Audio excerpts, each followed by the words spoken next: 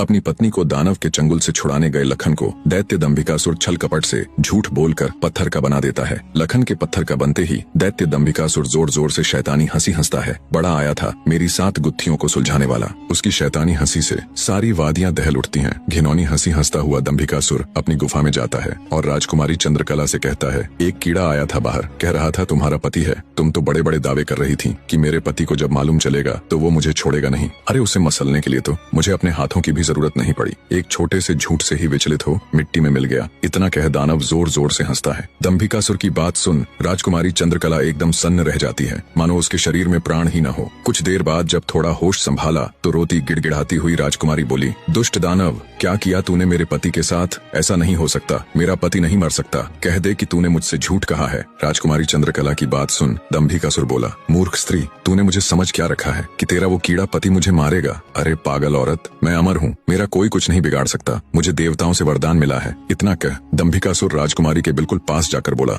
अब तो तेरा पति भी नहीं रहा, अब तो मेरी बात मान ले। दानव की बात का कोई प्रतिवचन दिए बिना बेचारी राजकुमारी बेजान सी धरती पर गिर पड़ती है। उसकी आंखों से लगातार अश्रु बह रहे थे। उधर जब अपनी पत्नी को खोजने गया लखन कई दिनों तक घर नहीं लौटा तो उसके परिवार वाले अत्यंत चिंतित थे। लखन की माँ और उसकी भाभी का तो रो रो कर बुरा हाल था। लखन का बड़ा भाई महेंद्र भी गहरी चिंता में था। अंततः कुछ भी न सुझने पर महेंद्र अपने अनुज भाई लखन को खुद ढूंढने का निश्चय कर अपनी माता व पत्नी से आज्ञा ले घर से चल पड़ता है। बड़ा भाई महेंद्र लखन की खोज में जंगल में भटकते हुए उसी साधु की कुटिया पर जा पहुंचा। उसने महात्मा जी को प्रणाम किया और थोड़ी देर सुस्ताने के लिए वहीं साधु की कुटिया के बाहर बैठ गया। महेंद्र को देख महात्मा जी ने उससे पूछा, हे वत्स, तुम इस निर्जन जंगल में क्यों भटक रहे हो? तो महेंद्र ने शुरू से अंत तक सारा वृत्तांत महात्मा जी को सुनाया। सारा वृत्तांत सुन महात्मा जी के चेहरे पर चिंता की लकीरें उभर आईं। उन्हें इस प्रकार विचार मग्न देख महेंद्र ने पूछा, हे महाराज, मेरी बात सुनकर आप किन विचारों में खो गए और आपके चेहरे पर ये चिंता की लकीरें मैं साफ देख सकता हूँ। इसका क्या कारण है गुरुजी? महात्मा जी ने गंभीर स्वर में कहा, हे वत्स, मैं तेरे भाई लखन को जानता हूँ। वह भी मेरे पास आया था और उसने मुझे सारा वृत्तांत सुनाया था कि कैसे वह राक्षस उसकी पत्नी को उठा ले गया। महात्मा जी की बात सुनकर महेंद्र एकदम स्तब्ध रह गया। उसकी आंखों में आश्चर्य और चिंता के भाव उभर आए। महेंद्र बोला, तो कहाँ है मेरा अनुज महाराज? वो ठीक तो है, वो घर क्यों नहीं लौट रहा? हे महाराज, कृपया जल्दी से मुझे बताए, मुझसे सब्र नहीं हो रहा। बने रहे।